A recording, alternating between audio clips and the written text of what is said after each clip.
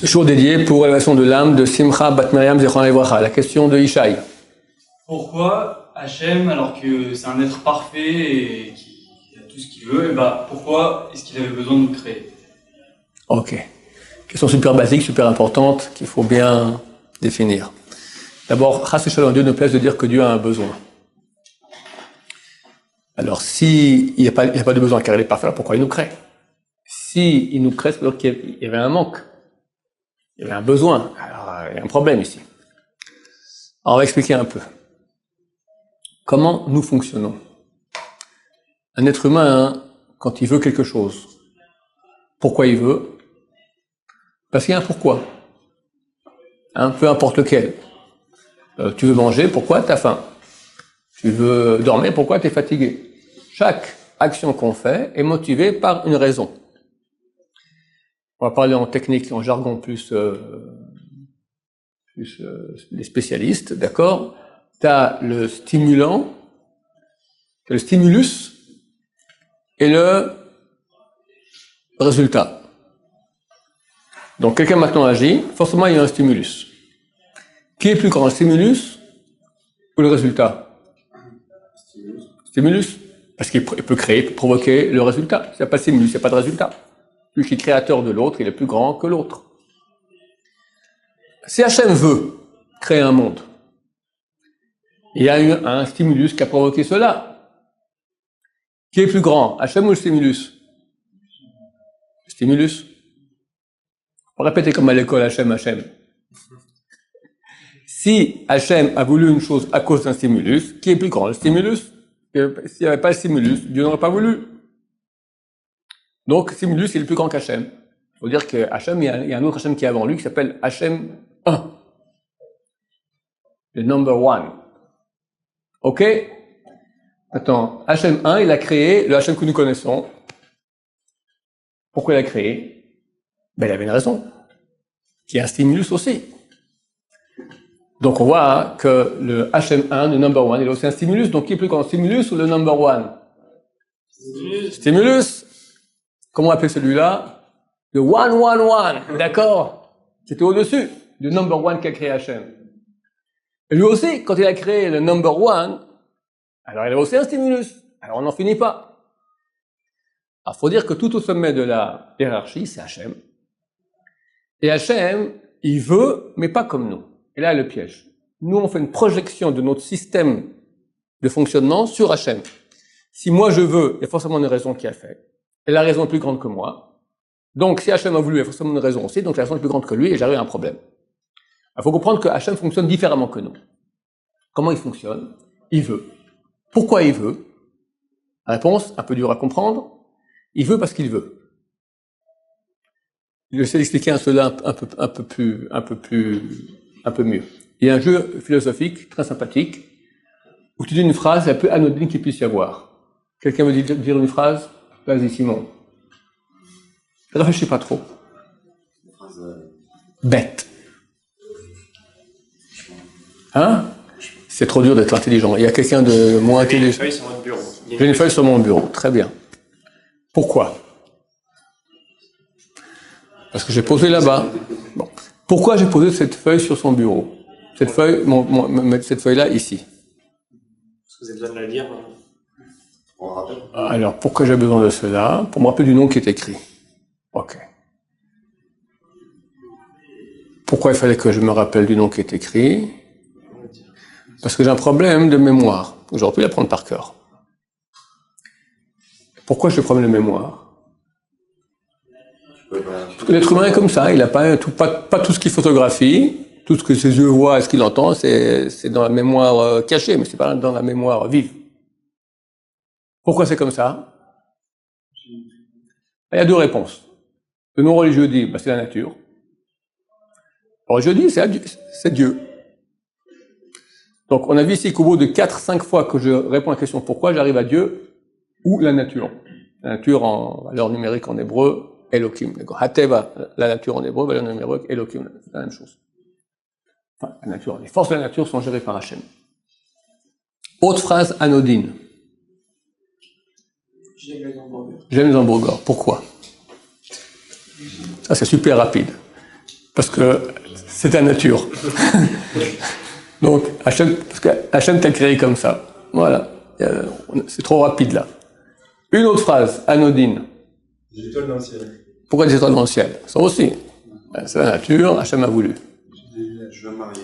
Tu veux te marier. Pourquoi? Pour Parce qu'Hachem a mis à la tête une nature maintenant, normal, tu veux créer, tu as besoin de réaliser, etc. Tu as besoin d'une amitié, d'une femme, etc. Ça aussi, c'est la nature. Mais vous allez trop loin, dites n'importe quoi, la kippa est noire. Pourquoi elle est noire? Parce que comme ça a voulu le fabricant. Pourquoi le fabricant? Parce qu'il y a une mode. Pourquoi il y a une mode pareille? Parce que les grands Torahs ont décidé que c'est comme ça. Pourquoi? Parce que ils comprennent qu'en galoute, en exil, on doit montrer plus des couleurs foncées que des couleurs claires. Pourquoi? Parce qu'effectivement, les couleurs foncées, c'est moins voyant que les couleurs claires. Pourquoi c'est moins voyant? Comme ça. La nature, Hachem. Quoi que tu dises, tu poses la question pourquoi, tu arrives rapidement où Hachem. Donc Hachem, on voit que c'est la raison de tout. Alors, pour la question maintenant, alors, quelle est la raison de Hachem? Pourquoi Hachem a voulu ça et ça et ça et ça? Étant la raison de tout, il faut comprendre que quand il veut, c'est ça la raison la plus raisonnable qu'il puisse y avoir. C'est la raison la plus motivante, coercitive, obligatoire qu'il puisse y avoir. Le fait que Hachem veuille, t'as rien de plus, t'as pas de raison plus grande que ça. Pourquoi? Parce que c'est la raison, toutes les autres raisons qui viennent après, toutes les meilleures raisons que tu as sur Terre, ne sont que des pâles raisons par rapport à la raison numéro 1 que Hachem veut. Alors pourquoi il veut? Parce qu'il veut. Et t'as pas de raison plus grande. Contrairement à nous qui voulons parce qu'on a un besoin et un stimulus qui a provoqué, Hachem veut parce qu'il veut. Ça, c'est la réponse à la question. Il n'avait pas besoin, il voulait. Maintenant, il faut dire plus que cela. Qu'est-ce qu'il voulait? Alors, étant parfait, il voulait octroyer le bien. Il est nature du parfait d'octroyer le bien. Et il faut que ce bien soit parfait. Qu'est-ce qu'il fait? Il crée l'homme et l'univers et la terre. Et nous, on dit, franchement, raté. N'est-ce pas? C'est malheureux, l'homme.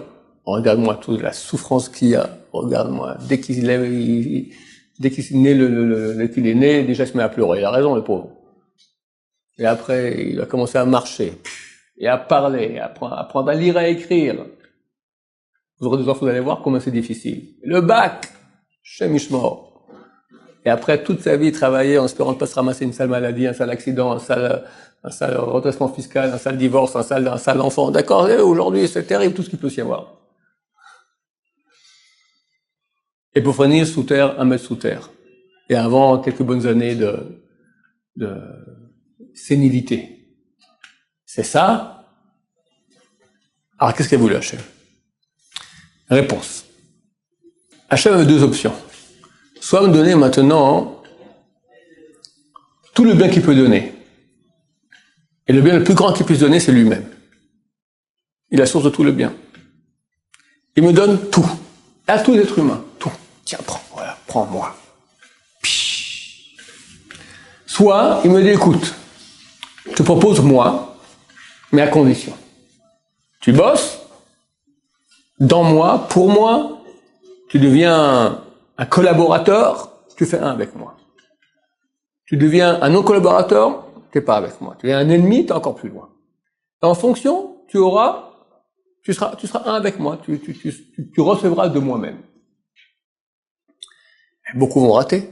Quand on a une option maintenant, pour qu'il y ait un libre arbitre, il faut 50-50. Tu mets 50%, et plus que cela, vu que Dieu veut qu'on ait un vrai libre arbitre, donc il doit mettre beaucoup, le mensonge n'a rien à vendre. Il vend du mensonge. C'est pas, si j'ai 2 personnes, un qui me ment, un qui dit la vérité, personne ne va prendre le menteur. Mais quand tu as 99 999 qui va dans une voie, et un qui dit non, c'est faux, moi j'ai la vérité, 1 sur 100 000, et tu sais qu'il a la vérité, tout le monde comprend que le monde n'a pas été créé pour simplement bosser et profiter des bonheurs physiques de ce monde-là. Ou même des bonheurs un peu plus, aller écouter un concert, ou de voir des beaux-arts. Ok, il y a plus que cela, il y a le sens de la vie. Tout le monde comprend qu'il y a un sens. Mais tu vois que tout le monde fait autre chose. Tu dis, le type qui cherche le sens, il est pas net, le type. Et c'est lui qui a raison. Donc le 50-50 se fait avec beaucoup de mensonges et peu de vérité. Et lui te dit, tu vas suivre la vérité, t'auras. Tu vas suivre le mensonge, t'auras pas. Question que nous posons, c'est extrêmement injuste.